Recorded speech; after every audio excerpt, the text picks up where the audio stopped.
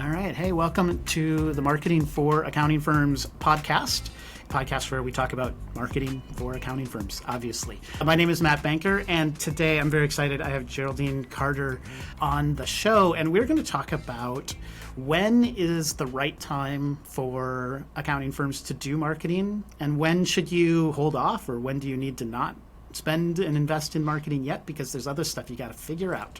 So Geraldine, why don't give us kind of an introduction. Who are you? What do you do for accounting firms? I know you're not a marketing expert yourself, but you work with a lot of accounting firms. So I think you know a lot about their experience with marketing and marketing agencies. Yeah. So I work with CPAs and I help them get down to 40 hours. As listeners know, there are a lot of them who are overworked and kind of feeling like they're on a hamster wheel that they don't know how to get off of. And I help them get off that hamster wheel primarily by focusing on their ideal buyer and figuring out who they want to work with so they're not running all over the place. And then we figure out what those buyers need and what they want to buy. And then we figure out how to message and package up and offer to those buyers what they want to buy. And that makes business, you do those things all in the right order, and it makes running your business so much easier. And then we can disengage so much of the extra work that is necessary, and we bring the value up and bring the prices up. So most of my clients are in the sort of mid 6 figures, very early 7 figures, just because we like to make change quickly. And with those kinds of clients in those spaces, it's pretty easy to make rapid change. I'm neither a CPA, never wanted to be one, never will be one, nor am I a marketer. But I've come into those spaces through a variety of other paths and sort of understand enough of what I need to know to be able to make a meaningful difference. Yeah, well, you and me both. I don't have an accounting background, and I've found myself in this niche. We're talking at the end of April, so this is a time of year I would guess where a lot of accountants are thinking about that 40 hours sounds pretty nice based on just coming through tax season. So they probably feel that right now. When you have worked with clients before, what are some of the mistakes or complaints, pain points that you have found with your clients when it comes to marketing? How have you seen that as kind of the outside? You're not the marketer, you're the third person, the outside consultant person here who's hearing about it, right? Yep. So they don't tend to complain so much about marketing. It's more like they seem to believe that throwing money down a marketing hole is just an evil necessity. And that's what marketing is. They're either spending money on marketing to the tune of 4 figures a month, and they know they should be doing it, and they see that it's not working, and they don't know what to do about it, but they don't know how to fix it, and they don't know why it's not working. But they still seem, some of them, like, we know that marketing, when done well, works. So they know that they ought to be doing it, but it's not working and they don't know how to fix it. And but I think more often what we'll see in terms of symptoms of your marketing not working, what I see on LinkedIn which is mostly where I hang out, is that, posts are not getting traction. They're being seen by, relatively few people. They're getting likes, but not comments, no engagement. Or if they are getting comments, you're getting comments from other CPAs, not your target buyer.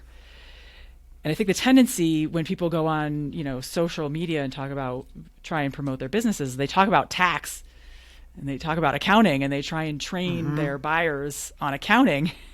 And that's the last thing their buyers want. Because if their buyers wanted to learn about accounting, they would have become accountants.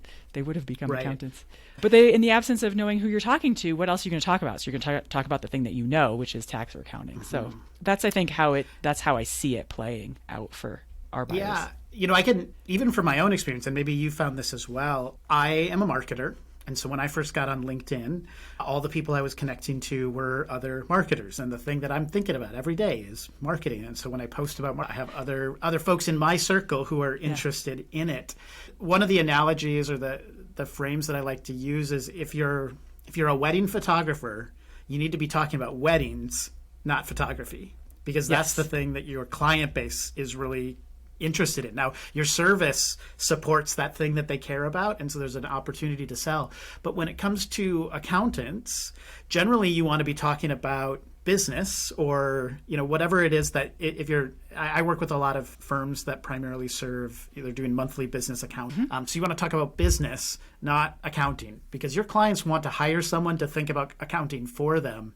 They don't want to learn it themselves as much. The other piece of it is you need to really actually know who your audience is, because if you just start posting on LinkedIn, you're going to get other accountants, more or less. You're going to get your immediate circle of people. You're not going to get the audience that you actually want.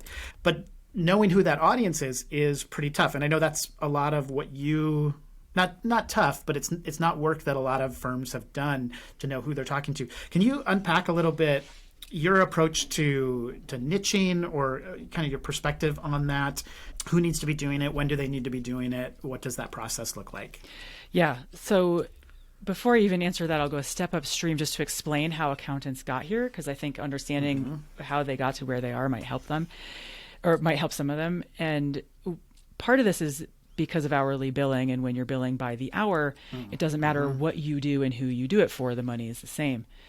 So historically, because the industry billed by the hour, there was very little incentive to choose a target market, coupled with the fact that historically it's been geographically based. You worked with people, within a 30-mile radius of your zip code. And people needed accounting, businesses have always needed accounting, so that was what was sold. But times have changed, and there's also been increasing clarity that billing by the hour is a ridiculous way to price what you do, because of the amount of money that you leave all over the table. And so if you take those two things, billing by the hour coupled with now, especially since COVID, getting up onto the internet, it's become so much easier to focus on a target market, on an ideal buyer. But part of the thinking that we need to get past when we narrow down who we work with is that it's going to limit revenue, right? Because we think I'm going to limit the number of people I can work with, therefore I'm going to limit revenue. But nothing could be further from the truth, because when you focus on your ideal buyer and you work with the same kinds of people, you, instead of having expertise that is a mile wide but an inch deep, you have expertise that goes a mile deep. And that expertise is much more valuable. And when you learn how to price for the expertise and the value that expertise creates, then your prices can follow right along. So that's what makes focusing on a target buyer, an ideal buyer, a target market worthwhile. It makes your marketing easier and more clear. It makes your sales conversation so much more clear. It lifts your prices, and it makes your delivery so much easier because you can deliver consistent, high-value results. So to your question, how do I help CPAs do this? Right? First, you have to make the case for why, right? Because if they don't see the value in why, they're not going to do it. But the value in why is that you make a heck of a lot more money, and you don't have to work as hard for the money that you make. So then the question becomes how. And with my clients, I take them through a very simple process, which is focusing at the top 40% of their current client roster and finding out who it is that they enjoy working with, what kind of work they want to be doing, and what kind of business do they want to build. The going model, the tendency, or at least the sort of like the big energy, the voices in the accounting space, at least as I see them, tend to be around big, scale, grow. But not everybody wants that. People are plenty content to take home $200,000, $300,000, $500,000 a year and just work a 30-hour work week and be good. So when we start with what people actually want compared to what they think that they're supposed to want, then we start building the firm that they want to have and fill it with the clients that they love working with, doing the kind of work that lights them up. So it's really finding out, letting the accountant have space to actually explore that. And when we do, the answer is usually right there at the top. It's usually like, I love working with X, the professional service providers, maybe it's the construction people, maybe they love working with physicians, maybe they love working with farmers, maybe they love stock option planning. They know. It's just that they haven't had time and space to let it surface. So when we have those conversations, it becomes pretty clear pretty quickly. Well, and there's a real fear, right? I found, and this happens in the marketing world too, but with accountants, anyone who is in a business, they have the option to niche. The fear is, well, I'm just leaving money on, well, there's two fears. I'm leaving money on the table. Why would I say no when there's someone in front of me who's willing to give me money, even though they're not an ideal client? Yeah. And then the other piece of it that I think a lot of firms struggle with is like, well, my current roster is really diverse. What are my current clients going to think if I choose a niche? What's your advice? Maybe more to that second group. My current client roster is diverse. What are my current clients going to think? Yeah. So it's a great question. Number one, your current clients don't look at your website. Yep. So don't worry about it. That's what I tell them to. But we still need to assuage the fear. So here's the script that I give my clients. And you say to them something like, hey, I want you to know that the direction that we're going with our accounting firm is this. We're going to be working increasingly with more construction companies in the $3 to $10 million range. And you're a great client. We love working with you. We're happy to continue working with you. You may notice from the outside looking in that we're looking to work with more construction companies. And we're still committed to serving our existing clients and delivering the great high quality level of service that you expect. There may come a time in the next 1, 2, 3 years, you decide, whatever, that we begin to phase out clients who are no longer serving our niche, but that will never come as a surprise to you. And we will help you if that time comes, we'll help you find another great person and help you make that transition to another person who might in fact be a better fit for you. Right. So when you know that you can have that conversation and that you're not pushing your existing clients out the door and they're not looking at your website anyways, that makes it way easier. And the transition from all over the map clients to fully niched is typically if you have a full client roster, that can be a 2 to 3 year transition. Marketing is expensive. I know this because I sell marketing services. I also know this because a lot of my clients have come to me and hired me after they've been spending 4 or even 5 figures a month with a marketing agency for a long time, and they're just not really seeing the results that they want. And one of the things I often see is common between the ones who feel like they're wasting money is that they don't have clarity about who they're trying to reach. And so they're spending marketing dollars in a very broad way, and it's not really impacting any of their individual prospects. And so it's just like it's floating out into the ether and disappearing. Larger firms, now the ones who can afford 4 or 5 figures a month on marketing, I think they especially struggle with switching or pivoting to have a niche. And what I've found is that a smaller firm, it's much easier to go all in and say, hey, this is who we're going to serve now. You can kind of turn that ship a little quicker. The larger ones, it's more of a struggle. One of the things I've recommended to them is you don't have to fully choose a niche at first, but you do want to start developing specialties in a few areas. Yeah. So that, because I'm coming at this from a marketing standpoint, I know the best way to spend your marketing dollars is in a narrow target market.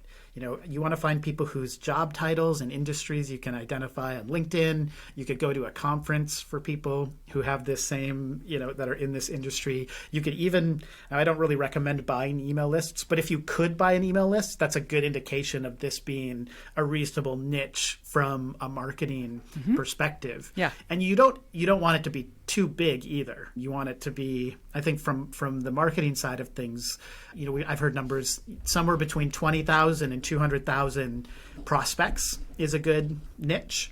And you also actually want there to be some competition in there too. You don't want to find yourself in a niche where nobody else is doing it, because if no one else is doing it, it's possible someone's already figured out there's no money to be made there, right? Yep. So for a big firm, I say specialize. And for a small firm, though, I think you have more opportunity, and it's often easier. I mean, it's easier to do it, but it makes your life easier over time when you do choose a fairly narrow and really position yourself in a clear niche. But if you haven't done that, generally, my experience is that your marketing dollars don't go nearly as far if you don't have a narrow audience. So one piece of advice, and tell me, I think that we're on the same page here, is if you don't know who your customers are, you're probably a little early to be spending much money on marketing. Yeah. Right? Yes. 100%. I mean, we could spend your money. There's ways. There's the easy problem. ways to spend the money. Yes, that is the problem. I mean, this is what we were talking about in the green room, is that because niching is scary, because it feels limiting, there are a lot of business owners and accountants included who don't want to narrow, but they know they need business, and so they spend money on marketing, and the money goes down the drain. It gets no tractions or comments or whatever, no engagement. And what they don't know as the spender on the marketing have they not given their marketing enough time to take hold, or are they too general? And they don't know how to tell the difference. So there's a lot to say in here. There sure is.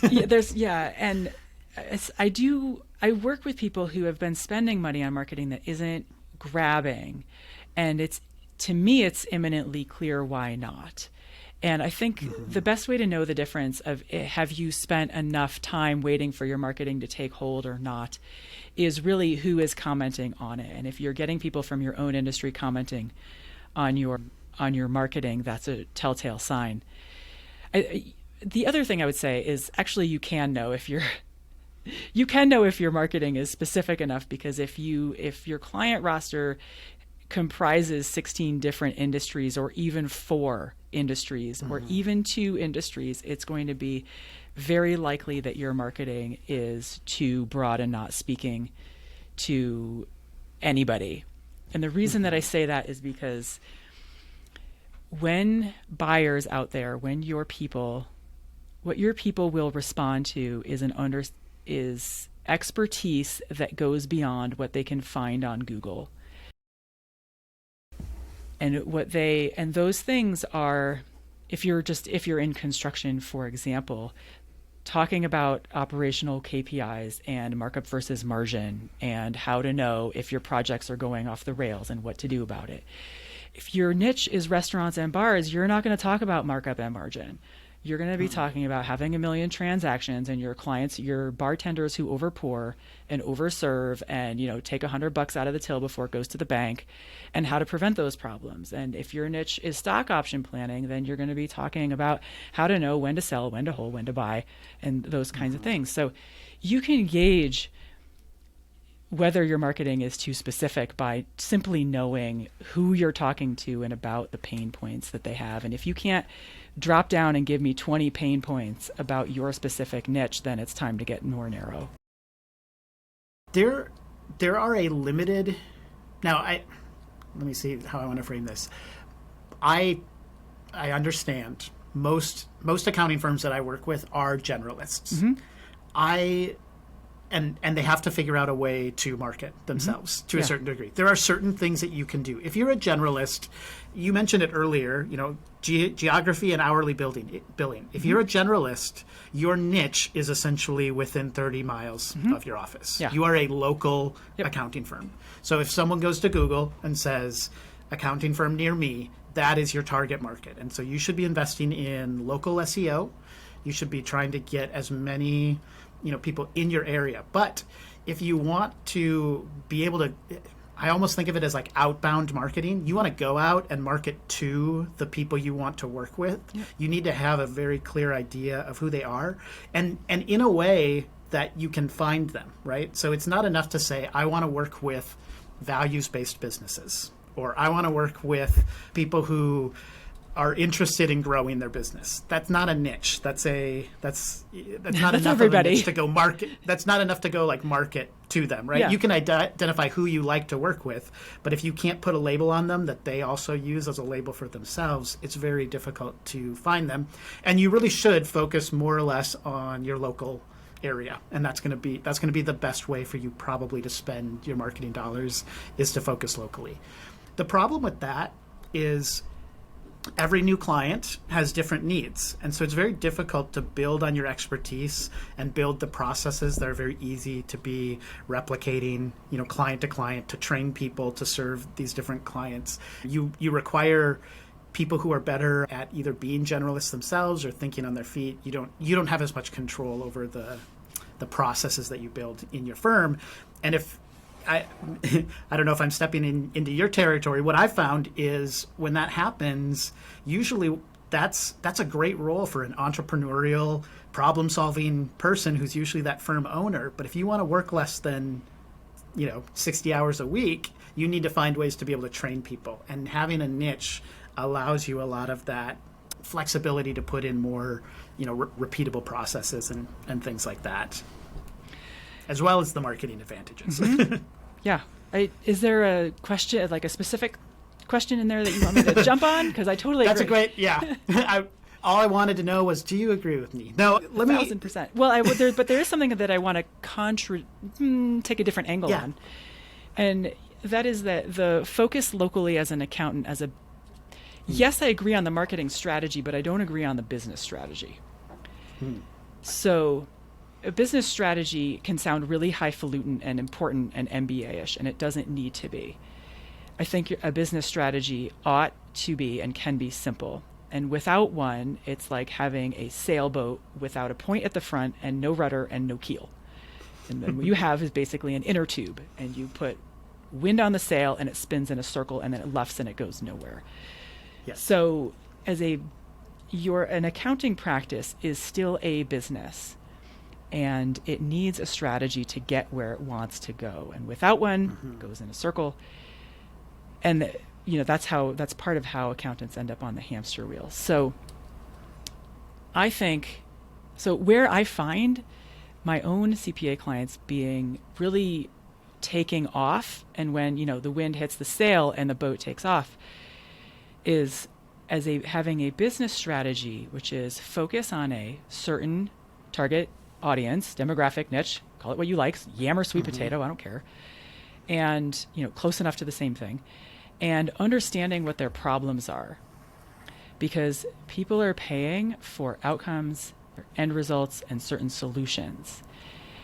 And when you focus on your target market, your ideal buyer, it allows you to deepen your understanding of their problems.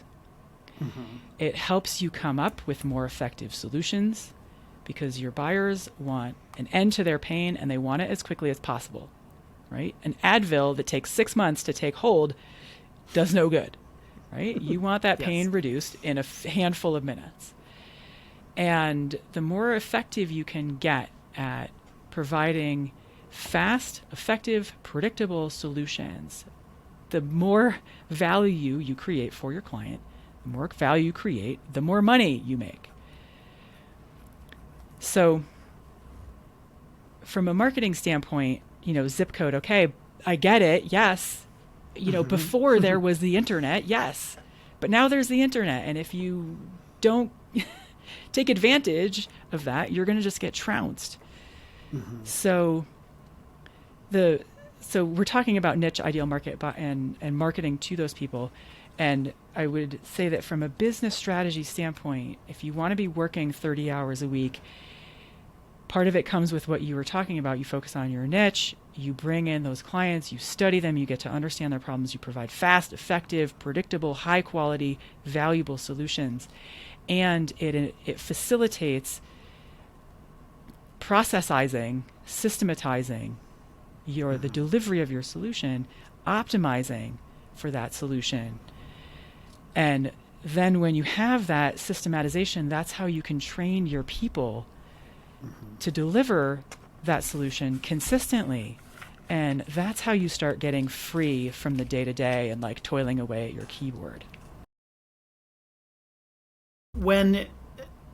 So there's a little bit of we've got to build the plane while we're flying it here, right? You can't pause operations in your business in order to spend 6 months figuring out your niche and repositioning and all this. You're doing the work as you're evolving. And I think the kind of focus maybe of this episode is, so what is the point when you know you've got enough of that in place in your firm that it starts to make sense to now we're gonna put some money into marketing now that we've got this direction, this business strategy, and some of the processes are starting to get into place?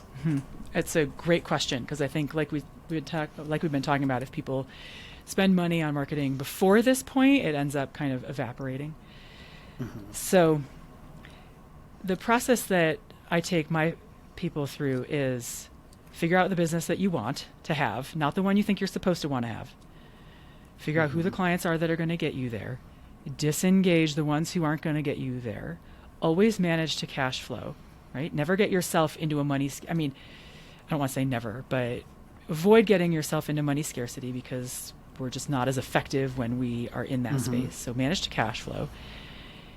And then we price and package, or package and price services designed based on the solution that will provide the solution that the buyer wants. And then we make updates to the website and the messaging. And then we update the online profile so that it's all consistent, right? Because if it's divergent, your buyers are confused, they're not going to buy. Yep. And once that's consistent, and then once you start doing, so with my folks, we start free first, and we test the free stuff first, and we see what sticks. And once we have the stuff that sticks, then you can start spending money on it. Yeah, so you're looking for, I like to say, you're looking for signals, right? You're looking for, this isn't revenue yet, but one of the ways I frame it is you've got phase one, which is production. You have to be able to produce something. So if you're marketing to your new niche, or you're posting on LinkedIn, you need to post consistently. So phase one is get into the habit, make sure that you can make it happen. Phase two is to look for signals of what is working. And so you're seeing, what are people commenting on? What do they want more information on? What are you getting good feedback from? And then you can start thinking about, how does this turn into real engagement and then eventually revenue? So I like that idea. You start with the free. And I like to say everything in marketing, well, everything really, but in marketing, everything costs. It's expensive, but you can pay in time or money. Right? Yeah. And so if you want, at the beginning, you don't want to spend a lot of money with an agency or a marketing freelancer. You want to spend time to make sure that it's working. And then later you can spend money on the things that you know are working, and you can amplify your message, with the platform or whatever else. Let me go back.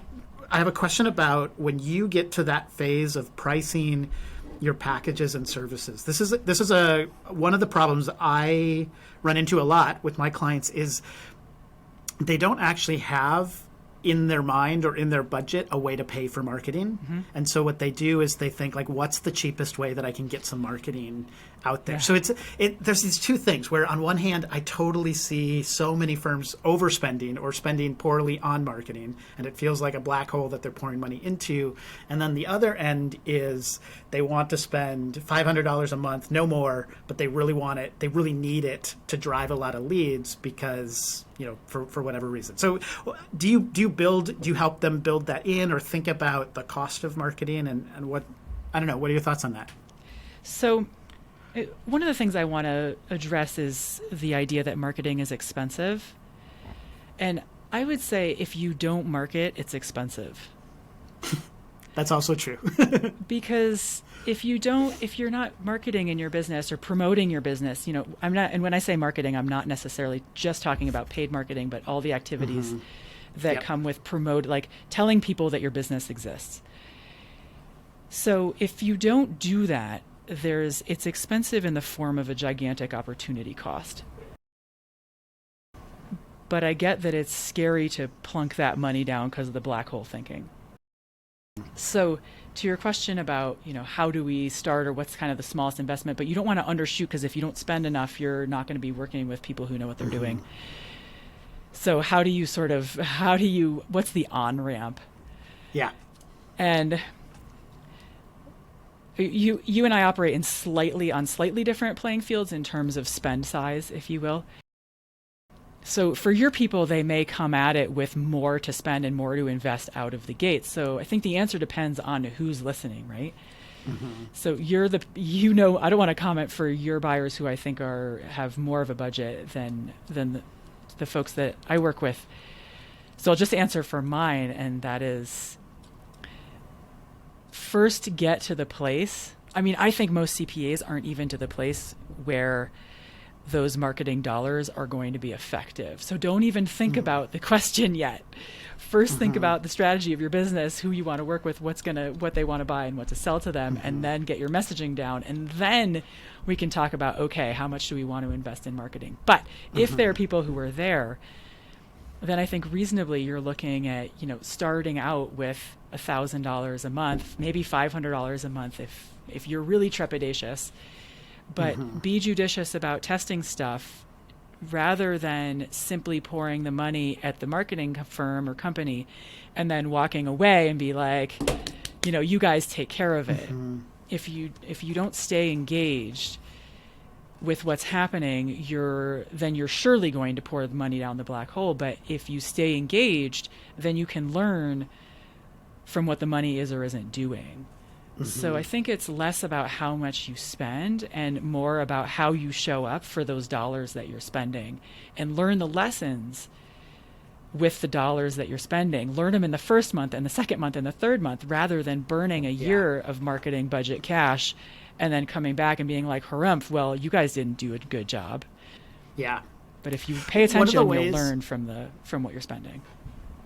One of the ways that I frame it is there's three things you have to pay for in marketing. You have to pay for a strategy, good ideas on what to do. You have to pay for labor. Someone's got to write stuff or design stuff. And then you have to pay for distribution. So that could be through paid platforms or through organic posting. And I think one of the things you're describing here is having a niche is a big part of that strategy piece. Like, what is your go-to-market strategy? If I come in and I work with a generalist firm, they need a strategy of how they're going to market and go to market with this offer. And so you have to pay a strategist to help figure out what I would say is a harder puzzle, like how do you market a generalist large firm? The easier one is how do you market a niche firm? And if you're doing that work already, you probably don't need to pay a strategist as much for strategy because it's built into the direction you're going. So now you have to think about that labor piece and that distribution piece. But that's you've already cut out a third of potentially what you need to pay for. And so then when you, like you're saying, you can get to the point of, all right, this is our strategy to market to a specific target audience. Now we can look at how do we spend a little bit of money to make sure that's really effective.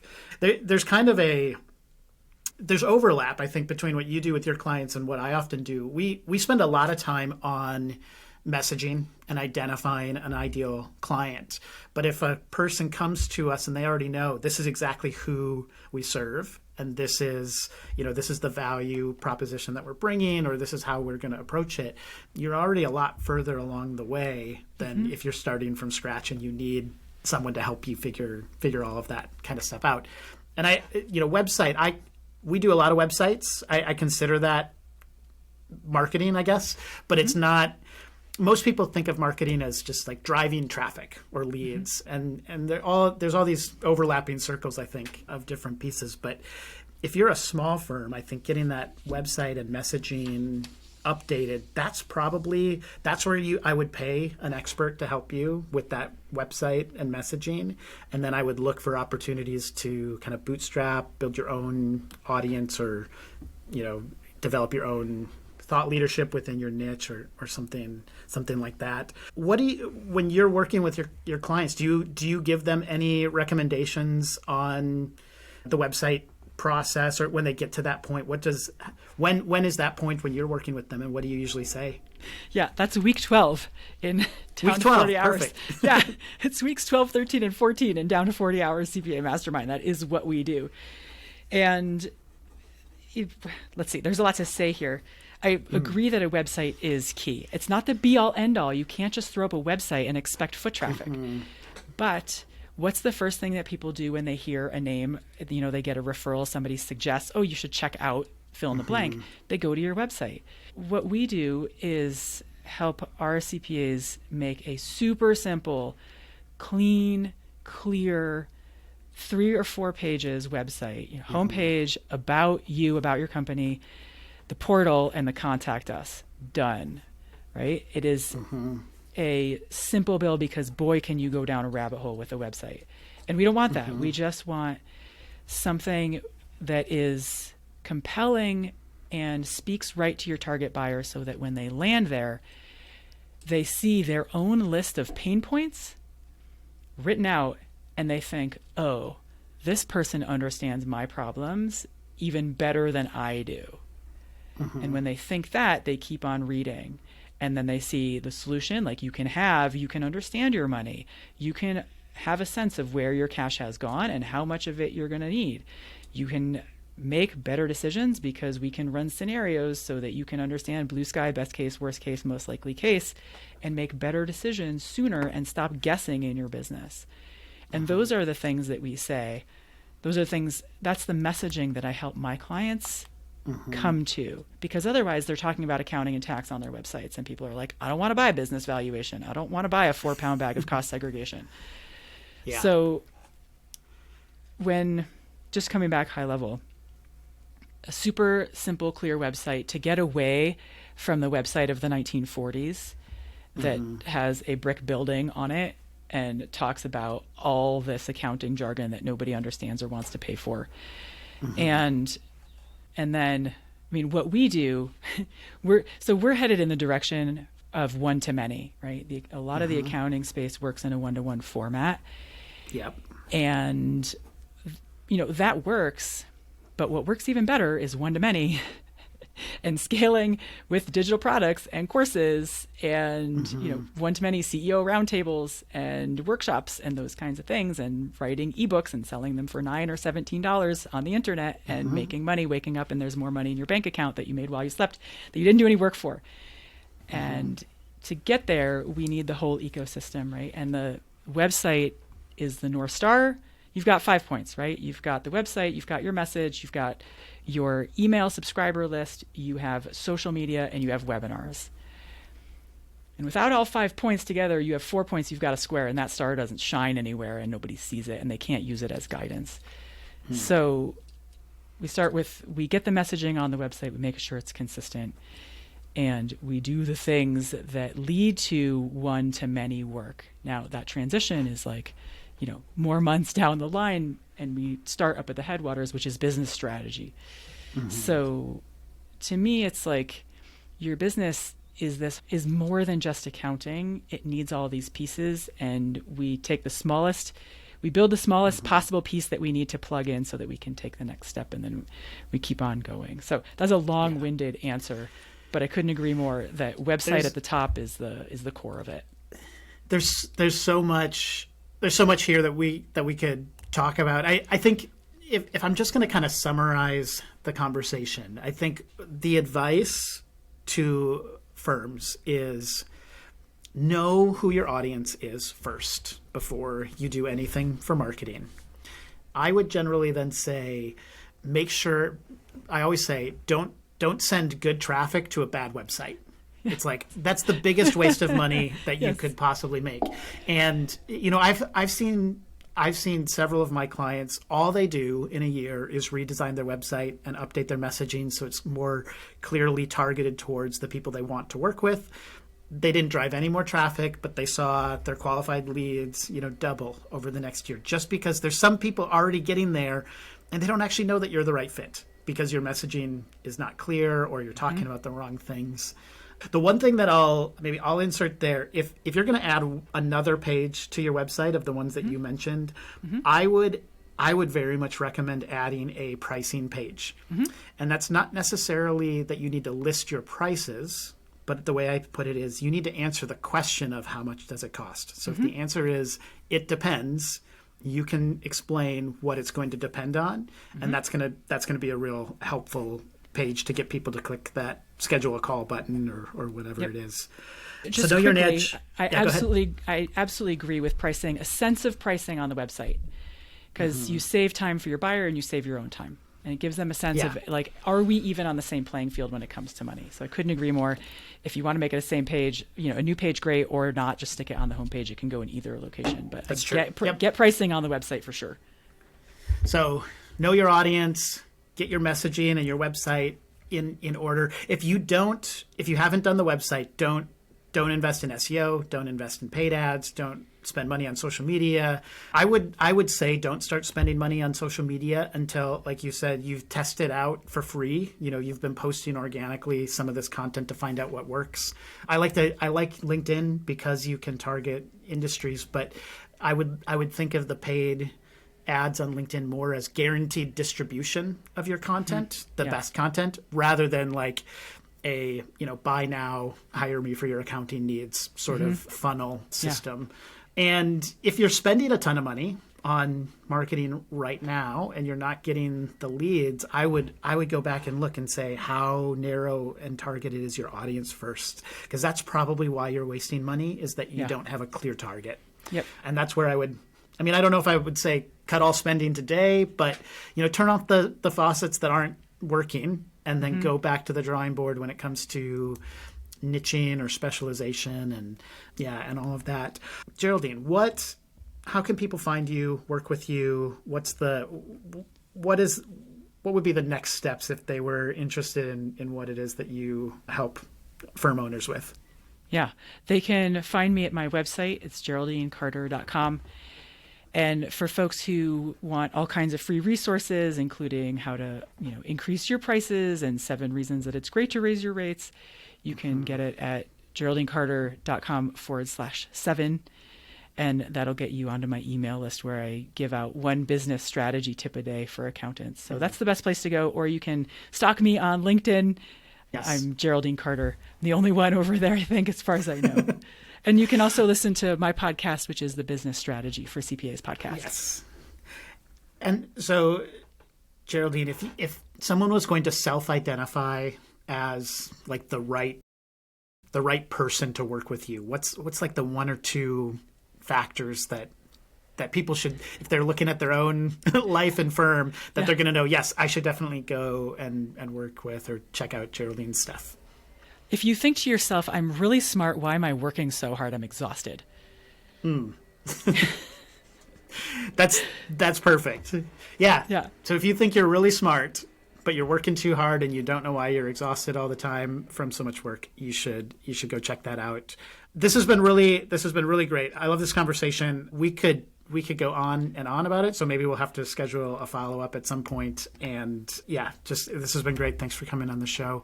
Any final thoughts of wisdom? Final thoughts of wisdom. Well, what you said right there at the end, if your marketing isn't getting traction, turn the spigots down, I think is worthy advice. I would leave listeners with that. And this is from a person who sells marketing services. I would say, if your marketing firm or agency or whatever is just telling you the only problem is you need to spend more money, I don't know. Take a breath. Did you hear my deep breath in? Yeah, there are some cases, where you're spending so little that it's not getting any traction. Yeah. So it's a waste of money at that low end. But if the firm or the agency you're working with is just saying all you need is to spend more money, that's usually not the case. There's good ways to spend money, and you can spend a lot of money in good ways, but usually the answer is not, if you just spend more, it's going to fix things. So, all right. And I would just say, marketing, back to the earlier piece, marketing well done is a really valuable investment. Yes. If it's well done, if it has a good strategy behind it, if it's, there are these little caveats there, and there is an element of you get what you pay for. You don't want to, you mentioned earlier, if your budget is too small, you might not get people who know enough about what they're doing to get you the traction. So, we just try to be honest and transparent here. I want to help accounting firm owners make the most of their marketing, make sure that it is as effective as it can be. We don't beat around the bush. Marketing is a big investment, either in time and or money. And so you want to make sure you've got as much, of your ducks in a row before you start spending on marketing, so you can really get the highest ROI from it, and not just throw money down that black hole that I feel like is such the experience of so many business owners. So, all right, this has been the Marketing for Accounting Firms podcast. Geraldine Carter has been here today with us. Again, thank you so much for being on the show. And you can find us at marketingforaccountingfirms.com, or the podcast on whatever podcast listening program Spotify, Apple Podcasts. Find us, subscribe, all of that.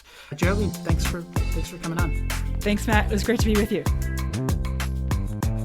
This podcast, Marketing for Accounting Firms, is brought to you by Benchmark Growth Marketing, a marketing agency that helps accounting firms get more calls booked through their website. You can find us at benchmarkgrowthmarketing.com. Connect with me, Matt Banker, on LinkedIn.